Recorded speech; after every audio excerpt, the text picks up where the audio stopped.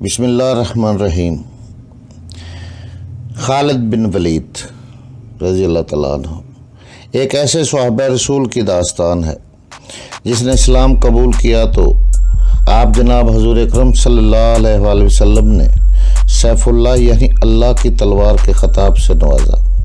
آپ چند ہزار مجاہدین اسلام کے ساتھ نکلے اور لاکھوں کی دشمن فوج کا مقابلہ کر کے اسلام کا پرچم کریا کریا نگر نگر سر بلند کیا۔ آپ کے نام سے اسلام دشمن قوتیں گھبرا جایا کرتی تھی۔ آپ جس ملک پر بھی حملہ کرتے وہاں فوجیں دوڑ جایا کرتی تھی۔ آپ کو ہمیشہ اللہ تعالیٰ نے عزت بخشی، آپ فتح یاب ہوئے۔ آپ کا نام ہمیشہ سنہری حروفوں میں لکھا گیا۔ تو آئے چلتے ہیں خالد بن ولید کی کہانی کی طرف۔ یہ ناول، یہ داستان ایمان فروز ہے۔ تو آئے چلیں۔ خالد بن ولید رضی اللہ تعالیٰ عنہ، یہ تیروں کی جنگ تھی جس میں دونوں طرف کے جوان تیر کھا کر گر رہے تھے۔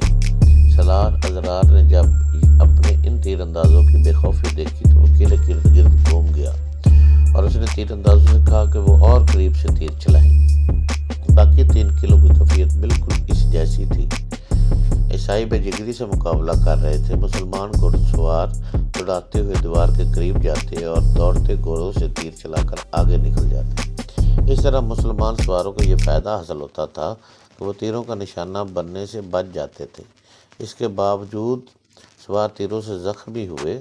بعض مجاہدین نے یہاں تک بے جگری کا مظاہرہ کیا کہ دروازوں تک چلے گئے اور انہوں نے دروازے توڑنے کی کوشش کی، لیکن قلعوں کے دفاع میں لڑنے والوں نے اس سے زیادہ بے جگری کے مظاہرے کیے۔ دیواروں سے تیر برسانے والے جتنے تیر انداز مسلمانوں کے تیروں سے گرتے تھے، اتنے ہی تازہ دم تیر انداز ان کی جگہ لے لیتے تھے۔ خالد رضی اللہ عنہ ہر قلعے کے ارد گرد گھوڑا دوڑاتے، صورتحال کا جائزہ لیتے اور مجاہدین کو یہی ایک بات کہتے: چاروں قلعے شام سے پہلے سر کرنے ہیں، ہم انتظار نہیں کر سکتے۔ خالد رضی اللہ عنہ پیچھے رہ کر حکم نہیں دیتے بلکہ آگے دیواروں کے قریب وہاں تک چلے جاتے رہے جہاں اوپر سے تیروں کی بچھاڑیں آ رہی تھی۔ وہ 2 قلعوں کے دروازوں تک بھی پہنچے اور ان کے تیر ارد گرد اڑتے رہے۔ خالد رضی اللہ عنہ اس لیے انتظار نہیں کر سکتے تھے کہ انہیں خطرہ نظر آ رہا تھا کہ ذاتبہ اچانک کسی طرف سے فوج کے ساتھ نمودار ہو جائے گا اور رقم سے حملہ کر دے گا۔ وہ ملک عاطف پرستوں کا تھا، زمین ان کی، فوج ان کی اور وہاں کے باشندے ان کے تھے۔ مسلمانوں کی تعداد بہت کم تھی، وہ وہاں ان کے لیے کوئی پناہ نہیں تھی۔ یہ خالد رضی اللہ عنہ کی غیر معمولی جنگی فہم و فراست اور ان کے سالاروں کی بے مثال جرأت تھی کہ وہ خطروں میں گرتے ہوئے چلے جا رہے تھے اور پیچھے ہٹنے کا نام نہیں لیتے تھے۔ فارس کی فوج کے لیے وہ دہشت بن گئے تھے۔ خالد رضی اللہ عنہ اس خوش فہمی میں مبتلا ہونے والے سالار نہیں تھے کہ دشمن جو شکست کھاتا اور پسپا ہوتا چلا جا رہا ہے وہ جوابی وار نہیں کرے گا۔ وہ ان 4 قلعوں کو ہی پھندا یا جال میں دانہ سمجھ رہے تھے۔ انہوں نے دیکھ بھال کے لیے دور دور آدمی بھیج رکھے تھے جو بلند جگہوں یا درختوں پر چڑھ کر ہر طرف دیکھ رہے تھے۔ ان کے لیے حکم تھا کہ دور سے انہیں فوج آتی نظر آئے تو خالد رضی اللہ عنہ کو فوراً اطلاع کریں۔ وہ آئیں گے، وہ ضرور آئیں گے۔ خالد رضی اللہ عنہ کا یہ پیغام ہر ایک سالار اور ہر ایک سپاہی تک پہنچ گیا تھا، اور یہ بھی: اللہ کے شیر و ہمت کرو، قلعے لے لو، دشمن آئے تو اس پر تمہارے تیر قلعوں کی دیواروں سے برسیں۔ مسلسل لڑائیوں کوچ پیش قدمی کے تھکے ہوئے مجاہدین اپنے جسموں کو جیسے بھول ہی چکے تھے۔ وہ اب روحانی قوتوں سے لڑ رہے تھے، ایک دوسرے کو پکارتے، ایک دوسرے کا حوصلہ بڑھاتے اور دشمن کو للکارتے تھے۔ ان کے تیر نیچے سے اوپر جا رہے تھے۔ قلعوں کے اندر یہ عالم تھا کہ دیواروں سے زخمی تیر انداز کو اتار رہے تھے۔ زیادہ تیر چہروں، آنکھوں، گردنوں میں لگے تھے۔ ان کی چیخوں پکار سے ان کے ساتھیوں کے حوصلے ٹوٹنے شروع ہو گئے۔ مسلمانوں کی للکار، ان کے نعرے قلعوں کے اندر بھی سنائی دے رہے تھے۔ ان سے قلعہ بند لوگوں پر خوف طاری ہو رہا تھا۔ وہ سمجھ رہے تھے کہ قلعوں کو بہت بڑے لشکر نے محاصرے میں لے رکھا ہے۔ مورخوں کے حوالوں سے محمد حسین ہیکل نے لکھا ہے کہ چاروں قلعوں میں پادری اور دیگر مذہبی پیشوا تھے۔ انہوں نے دیکھا کہ دیواروں سے اتنے آدمی زخمی اتارے جا رہے ہیں تو وہ قلعہ داروں کے پاس گئے۔ تاریخ میں صرف ایک قلعے کی اندرونی کیفیت ذرا تفصیل سے ملتی ہے۔ یہ قلعہ کیسر ابن بکیلہ تھا، جس کا قلعہ دار عبدالسمیع بن عمرو بن بکیلہ تھا۔ عبدالسمیع کے متعلق یہ بتانا ضروری ہے کہ وہ کوئی معمولی قلعہ دار نہ تھا، اسے عراق کا شہزادہ بھی کہا گیا ہے۔ عراق پر آتش پرست قابض ہو گئے، مگر عبدالمسیح کے باپ دادا نے یہ قلعہ اپنے پاس رکھا تھا۔ شہنشاہ فارس کی طرف سے اسے کوئی اختیار حاصل نہ تھا، لیکن وہ خود مختار بنا ہوا تھا۔ اس نے باقی قلعہ داروں کو بھی اپنے زیر اثر رکھا ہوا تھا۔ وہ غیر معمولی طور پر دانشمند تھا، جرأت میں بے مثال تھا، اور اس کی سب سے بڑی خوبی حاضر دماغی اور حاضر جوابی تھی۔ وہ ضعیف العمر ہو چکا تھا، لیکن جذبے اور حوصلے کے لحاظ سے وہ جوان تھا۔ اس نے نوشیروان عادل کا زمانہ بھی دیکھا تھا۔ اس سے اندازہ ہوتا ہے کہ اس کی عمر خاصی زیادہ تھی۔ خوش گفتاری اور ظرافت کی وجہ سے نوشیروان کسریٰ ارد شیر کا دادا عبدالمسیح کو بہت پسند کرتا تھا۔ اس نے نوشیروان عادل سے کہا، میں اور میرے کچھ سردار تمہاری اطاعت قبول نہیں کریں گے، ہم اپنے قلعوں میں رہیں گے، اس سے شاید تمہیں بھی کچھ فائدہ ہو۔ میں تمہیں اور تمہاری پسند کے سرداروں کو 4 قلعے دیتا ہوں۔ نوشیروان عادل نے کہا تھا، لیکن میرے مرنے کے بعد تمہارے ساتھ فارس میں کیا سلوک ہوگا میں بتا نہیں سکتا۔ تمہارے مرنے کے بعد فارس کی شہنشاہی کا زوال شروع ہوگا۔ عبدالمسیح نے کہا تھا، اتنی اچھی باتیں کرنے والی زبان سے ایسی باتیں سن نہیں سکتا ابن بکیلہ۔ نوشیروان نے کہا تھا، کیا تو نے مجھے بددعا نہیں دی، یا فارس کے زوال کا باعث بننے والی جو بات کہہ رہا ہے کیا وہ تکلیف دہ نہیں ہے؟ کیا تو خود زوال کا باعث نہیں بنے گا؟ دونوں باتیں نہیں، عبدالمسیح نے کہا تھا۔ تو عادل ہے، تیرے بعد عدل بھی مر جائے گا اور پیچھے شہنشاہی رہ جائے گی، تیسری یا چوتھی نسل تیرا نام ڈبو دے گی، پھر فارس کی سرحدیں سکڑنے لگے گی اور یہاں کوئی اور قوم آ کر حکمران بنے گی۔ ماننے کو جی نہیں چاہتا، نوشیروان عادل نے کہا تھا، فارس ایک طاقت کا نام ہے۔ غور سے سن عادل بادشاہ، عبدالمسیح نے کہا، جس دماغ میں شہنشاہی گھر کر لیتی ہے اس دماغ سے عدل و انصاف نکل جاتا ہے، تخت پر بیٹھ کر رعایا کی محبت دل سے نکل جاتی ہے۔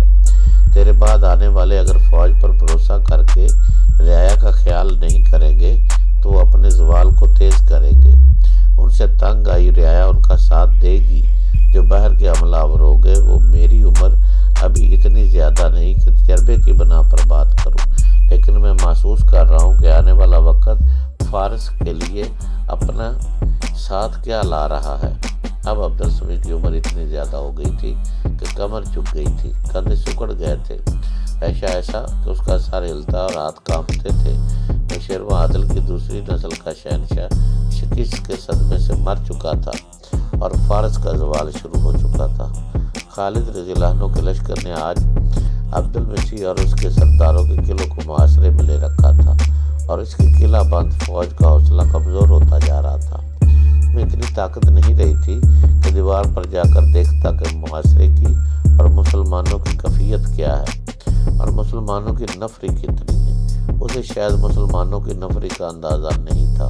مسلمان صرف 18,000 تھے اور انہوں نے 4 قلعوں کو محاصرے میں لے رکھا تھا، بلکہ بڑھ بڑھ کر حملے کر رہے تھے۔ عبدالمسیح نے اپنے محل میں گیا تو 2 پادری اس کے انتظار میں کھڑے تھے۔ کیا گرجے میں اپنی فتح اور دشمن کی تباہی کی دعائیں ہو رہی ہیں؟ عبدالمسیح نے پادریوں سے پوچھا۔ ہو رہی ہیں، بڑے پادری نے جواب دیا۔ ہم اپنی فوج اور لوگوں کو قتل عام سے ان کے گھروں کو لٹ جانے سے بچانے آئے ہیں، بڑے پادری نے کہا۔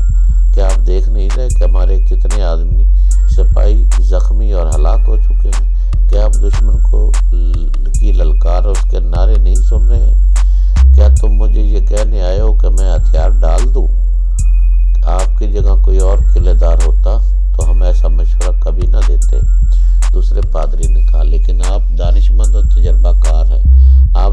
سکتے ہیں وہ کوئی اور نہیں سمجھ سکتا۔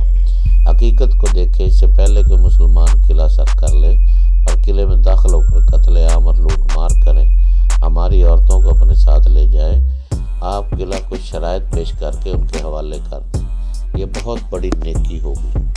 مجھے سوچنے دیں، عبدالمسیح نے کہا۔ سوچنے کا وقت کہاں ہے؟ پادری نے کہا۔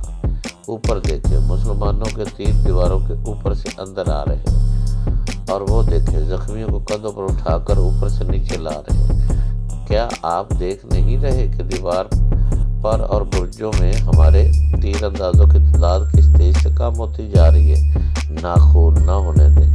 قلعے کے باہر مسلمانوں کے حلے اور تیروں کی بچھاڑیں تیز ہو گئی تھی، حالانکہ ان کے زخمیوں اور شہیدوں کی تعداد بڑھتی جا رہی تھی۔ عبدالمسیح نے پادریوں کی موجودگی میں قاصد کو بھیجا تو وہ قلعے کے دفاع کی صورتحال معلوم کر کے فوراً آئے۔ قاصد نے واپس آ کر جو صورتحال بتائی وہ امید افزا نہیں تھی۔ دوسرے قلعوں کی کیفیت بھی ایسی ہی تھی جو عیسائیوں کے حق میں نہیں جاتی تھی۔ قلعے کا دروازہ کھلا، ایک ضعیف العمر آدمی گھوڑے پر سوار باہر نکلا۔ اس کے ساتھ 2-3 سردار تھے۔ ان میں سے ایک سردار نے بلند آواز میں کہا، وہ دوستی کا پیغام لے کر باہر نکلے ہیں۔ ان کے پیچھے قلعے کا دروازہ بند ہو گیا۔ ہم تمہارے سالار سے ملنا چاہتے ہیں، عبدالمسیح کے اس سردار نے بلند آواز میں کہا۔ دیوار سے تیر آنے بند ہو گئے تھے، مسلمانوں نے بھی تیر اندازی روک لی۔ خالد رضی اللہ عنہ کسی نے بتایا کہ دشمن باہر آ گیا ہے۔ کون ہے وہ؟ خالد رضی اللہ عنہ نے پوچھا۔ قلعہ دار عبدالمسیح خود آیا ہے، خالد رضی اللہ عنہ کو جواب ملا۔ اسے کہو مجھے اس سے ملنے کی کوئی خواہش نہیں، خالد رضی اللہ عنہ نے کہا۔ میں جانتا ہوں وہ ان سب کا سردار ہے، اسے کہو شام تک باقی تینوں قلعہ داروں نے ہتھیار نہ ڈالے تو ہم انہیں اس حال تک پہنچا دیں گے جس میں ہماری ہر شرط قبول کرنے پر مجبور ہو جائیں گے، کسی ایک کو بھی زندہ نہیں چھوڑا جائے گا۔